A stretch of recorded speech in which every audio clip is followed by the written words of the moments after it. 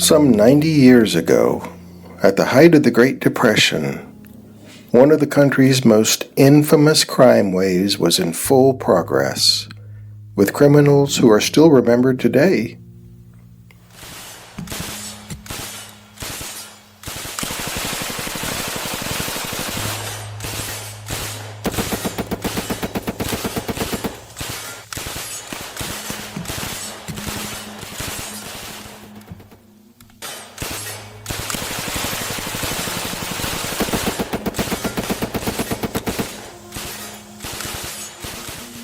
But above all these was a guy from Indiana named John Dillinger, who became something of a celebrity during his relatively short time in the spotlight. For this episode, we'll take a look at some of the sites associated with Dillinger and gang in roughly chronological order, many of which we were able to visit in person.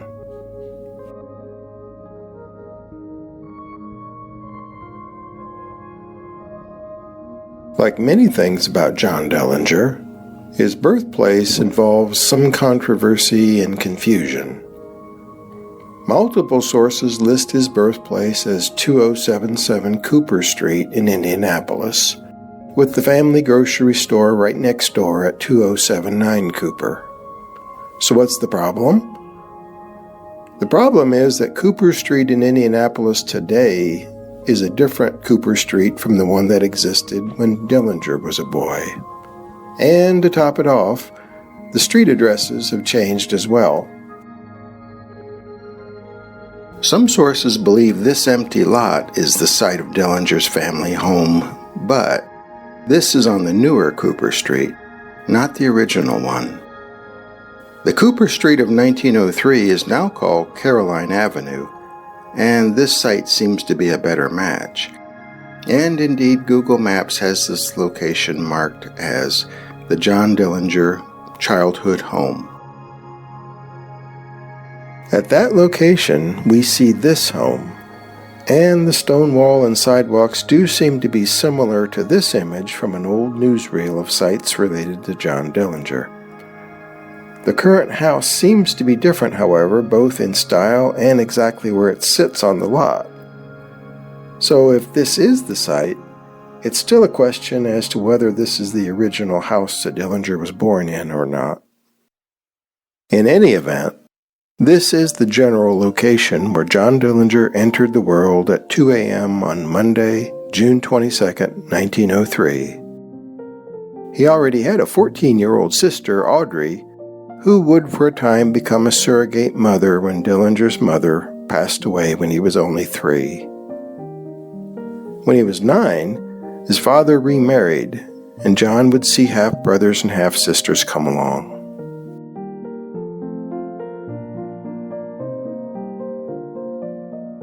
From Indianapolis, it was only a hop, skip, and a jump to travel to nearby Mooresville. Mooresville had been Dillinger's stepmother's hometown, and it was here in 1920 that Dillinger's father bought a 62-acre farm. Young John moved here along with the rest, but at the age of 17, he was already working in Indianapolis. So he split his time between here, Indianapolis, and his sister and brother-in-law's home in nearby Martinsville. One unintended benefit of the Mooresville house was that it had a commanding view of the surrounding area, and would prove to be very difficult to stake out. We got here on a soggy spring day. The house is still recognizable, though somewhat modified from the Dillinger days. As you can see, the barn and back is gone now, and the farm was sold for lots long ago. At the age of 20, Dillinger stole a car in Mooresville and then, panic-stricken, joined the Navy. Assigned to the battleship Utah, he went AWOL several times before deserting for good. Returning to Mooresville, he eventually met and married a local girl named Beryl. Though he tried his best to live the straight life, it wasn't really in his nature. He was just too restless. While a member of a local semi-pro baseball team, he became acquainted with an umpire named Eddie Singleton, reportedly a distant in-law. Together, the two planned to rob a local grocer named Frank Morgan. Serious crime in the small town of Mooresville was relatively rare, and Morgan wasn't especially careful about walking around town with the day's proceeds in his pocket. On Saturday, September 6, 1924, sometime after 10 p.m., Morgan was once again walking home. He passed the Christian church and turned south on Jefferson Street. When he had completely passed the church, Dillinger jumped from the shadows and hit Morgan over the head with a big iron bolt wrapped in cloth, knocking Morgan to the pavement. When Morgan looked up, he was staring at a revolver. He instinctively knocked the gun out of Dillinger's hand, and the gun went off when it hit the pavement, but fortunately no one was hit. Dillinger ran off and, to his dismay, discovered that Singleton had taken off in the getaway car when he heard the gunshot. Dillinger and Singleton both ended up being arrested. John's father persuaded him to plead guilty, but instead of the judge showing leniency, he sentenced John to 10 to 20 years, while Singleton was given a lighter sentence. After a failed escape attempt, Dillinger was taken to Pendleton Correctional Facility. When given a medical exam, he was diagnosed with gonorrhea, so he had to undergo the dreaded standard treatment program of the time. In 1929, Dillinger was transferred to the Indiana State Penitentiary at Michigan City, Indiana. It was here that Dillinger met hardened criminals, many of whom would become his mentors. Several of these men would become future gang members. Among them were Harry Pierpont, Charles Makeley, Russell Clark, Homer Van Meter, and John Hamilton. Dillinger was paroled on May 22, 1933. He immediately got to work.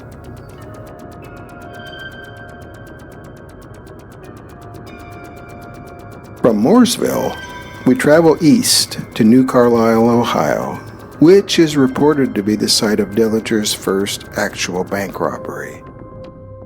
This is generally accepted to be the case by Dillinger biographers, based both on tentative IDs from bank staff and on interviews given by William Kid Shaw, who was known to be in a gang with Dillinger during that period. Shaw wasn't known to be always the most reliable witness, but we do know the bank was robbed in June 1933. Unfortunately, Dayton newspapers for that time period have been elusive, and there is controversy even over which day the robbery occurred. The plaque on the wall outside the building says June 10, 1933, but other sources say June 21st. Which I believe is the correct date. Shaw later said they had been tipped off that the New Carlisle National Bank would be easy to knock over, as a bathroom window was always left cracked open. So on the night before, Dillinger, Shaw, and two others traveled to New Carlisle. One man stayed with the car, and the others went through the open window and waited until morning when the bank employees arrived. Eventually, 4 employees and 1 customer were held at gunpoint and tied up on the floor until after the robbers left with over $10,000. That was quite a haul, considering in 1933, a loaf of bread cost about 7 cents, and the average annual wage was about $1,550. Throwing roofing nails on the road behind them to puncture the tires of anyone following them, they fled east and eventually doubled back to Indiana.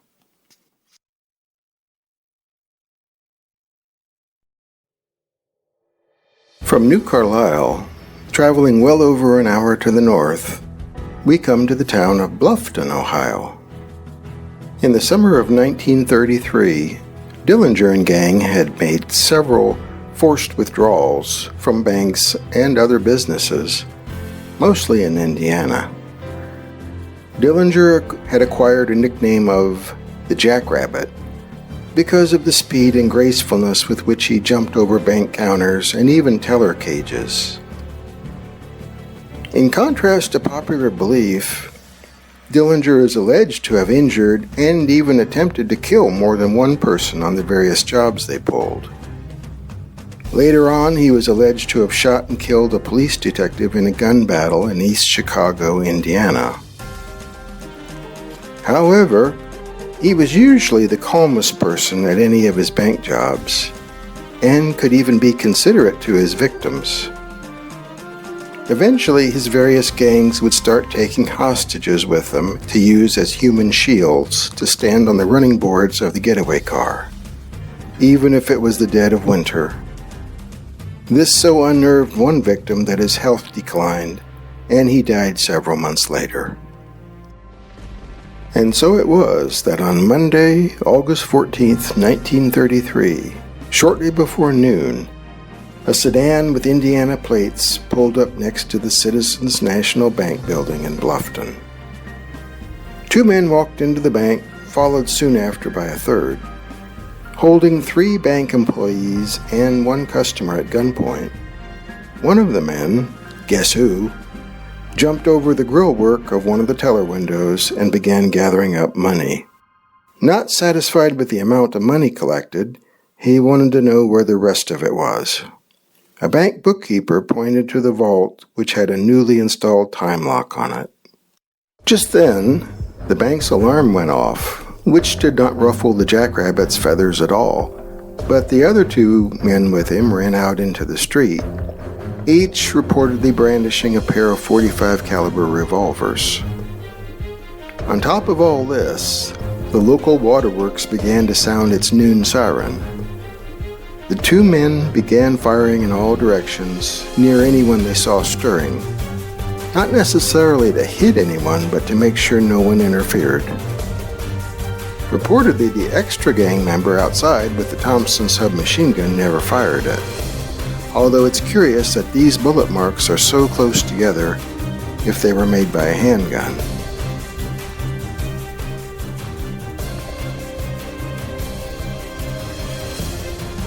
Shortly after, Dillinger emerged from the bank, and they all piled into the waiting sedan, and off they went. It was over and done in roughly 5 minutes, and the robbers got away with about $2,100, which is equivalent to about $40,000 in today's money. John Dillinger was by now becoming known to law enforcement circles throughout the region. This robbery would lead to an encounter with police in Dayton the next month. One thing to keep in mind is the disadvantages that police and banks had during this period. Some states had state police forces with two-way radios, but not Indiana or Ohio. Not surprisingly, the gangs that Dillinger was in hit these 2 states more than any others. Also, the gangs had faster cars than most others on the road, especially local police. Add to this how his gangs usually had submachine guns and even bulletproof vests, and you can see how hopeless and even dangerous it was to try to apprehend any of them right after a bank job. One of the lasting legacies of this crime wave was that police, federal, state, and local, all became more of a force to reckon with. The Justice Department's Division of Investigation, which is now called the FBI, was allowed to arm its agents, though it still had a lot to learn.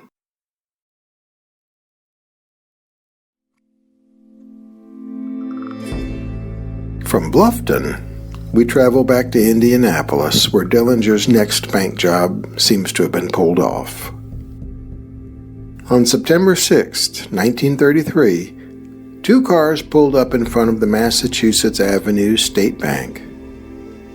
Dillinger was paying his old hometown a visit. 2 of the 3 men in the first car jumped out and went inside the bank. Minutes later, the 2 left with over $24,000 worth of loot. The second car had another heavily armed 5 gang members. Once again, Dillinger was either extremely lucky or he had done his homework. The bank had just received payroll money for the Real Silk Hosiery Company. Dillinger and gang were most appreciative. Afterwards, Dillinger made a first attempt to spring some of his buddies out of Indiana State Prison by throwing several disguised guns over the prison wall. However, the guns were discovered before they could be used. By September 21st, Dillinger was on his way back to Dayton to see his girlfriend, Mary Longnecker. Things would get interesting there.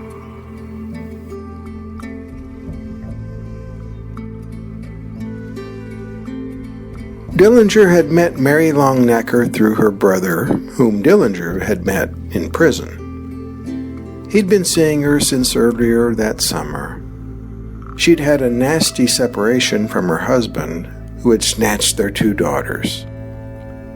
Dillinger had threatened to kill the husband if he gave Mary any further trouble. In July, Dillinger had taken her to Chicago to the 1933 World's Fair. At this point, Dillinger was still unknown to most of the public, but was known to local law enforcement agencies, and even to the Pinkerton Agency, who was working on tracking down Dillinger on behalf of the insurance companies who had to cover bank robbery losses. Reportedly, the Pinkerton detectives became aware of Dillinger seeing Mary and passed that tip along to police in Dayton, where Mary lived. Dayton police eventually found she was living in what was described as a plush boarding house on West 1st Street. The boarding house is gone now, but was located roughly where this parking lot is. Police staked out the location for weeks with no sign of Dillinger. As fate would have it, on one of the rare times that police weren't there, Dillinger showed up on Thursday evening, September 21st, 1933. But Dillinger's legendary luck didn't quite hold as Mary's landlady tipped off the police that he had arrived. Soon after, Dayton Police Detective Russell Fowle, armed with a shotgun, and Charles Gross, carrying a Thompson submachine gun, burst through the door, and Dillinger was under arrest.